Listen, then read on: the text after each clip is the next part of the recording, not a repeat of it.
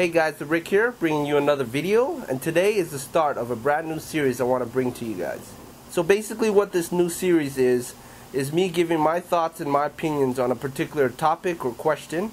Then I go out and ask my friends right here in the fish tank community on YouTube for their opinions on the same topic. Now the guys that I ask for help really know what they're talking about. I'm going to go out and search for the right guys for that particular topic. So today's topic and question is, what is the easiest and or best carpet plant to work with? Now carpet plants to me isn't one of the easiest things to grow and is definitely something not for beginners. I've had some success when it comes to carpeting plants like Glossal, but honestly I'm not an expert on this topic. So what I'm going to do is I'm going to hand it over to some of my friends who actually do know about carpeting plants. Here's what they got to say. So in my opinion, the best carpeting plant is Stargen repens, or is more commonly referred to as S. repens. As you can see, I've got it all along the bottom here of my discus tank. To me, it's a pretty maintenance-free plant. It likes high light and CO2, but it can be grown in lower light, you know, not quite as high-tech tanks as well. I've done that before, but you can start with not a ton of it, and it quickly spreads. It grows upwards, and you know, it spreads outwards and ends up carpeting. You can grow it a little bit higher if you'd like, or keep it pretty low like I've got here. But it's a sturdy, hardy plant. It's easy to grow, and you know, it's not very expensive either, so you can get a bunch of it for pretty cheap, and you know, get a carpet growing pretty quickly. As you can see, I've had pretty good success with it. You know, it pretty much covers the entire bottom of this 6-foot tank, 150-gallon tank. So that, yeah, that would be my, in my opinion, the best carpeting plant to go with. What is the easiest carpeting plant to work with? Now, most recently, I've started using a plant that a lot of people said I wouldn't have success with when carpeting, and that is moss. The best thing about moss is that you don't have to have top-of-the-line anything. You don't have to have the best substrate out there or the most nutrient-rich. You don't have to have the best lumens or the highest amount of par for moss. All you need to do to plant a successful moss carpet is simply tie it on to something flat. Now in my cases, I've used stainless steel mesh on ceramic cultivation plates. It's just worked for me. I've used it in all 4 of my shrimp tanks. But you can use some flat pieces of rock. You can try using slate. All of that will work just fine.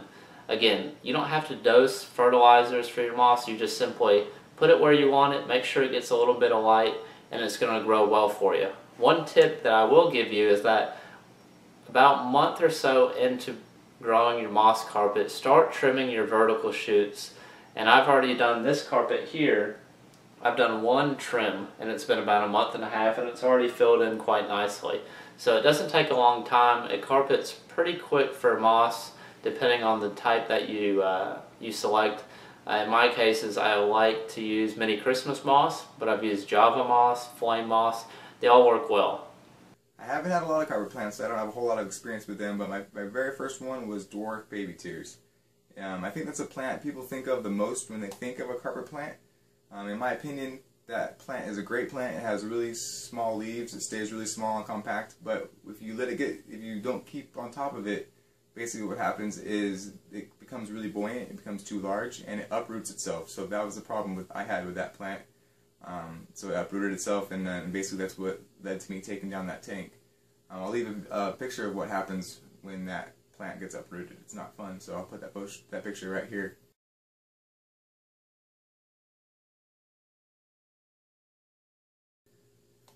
And then my next plant was S. repens. I used that plant as a carpet plant in my 100-gallon tank. I used about 500 stems to get the carpet in that tank. The thing I don't like about that plant is that it's too large to use as carpet plants in a lot of tanks, especially ones small like this. The great thing about that plant is its root structure. It has a great root structure. If you let it mature, and the root structure in that plant is ridiculous. In that tank, I was using dirt, so it really just took off for me in that tank. In this tank, I'm using E. bellum dwarf hairgrass, and so far it's been easily my favorite plant. It meets all the criteria what I like in dwarf plants or in carpet plants. It has a really good root structure. The leaves stay really small. I've only trimmed this tank twice. I haven't trimmed it in probably 2 weeks, and you can see it's still pretty compact.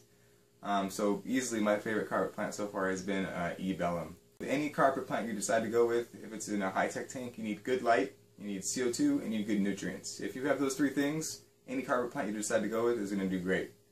Alright guys, it's your turn. What do you think is the easiest and or best carpet plant to work with? Leave that in the comments below and share with the rest of us. Hopefully you guys enjoy this new series. We're going to cover a lot of different topics and questions, so leave what you think down below in the comments as well. And as always guys, rate, comment, and subscribe. Thanks for watching.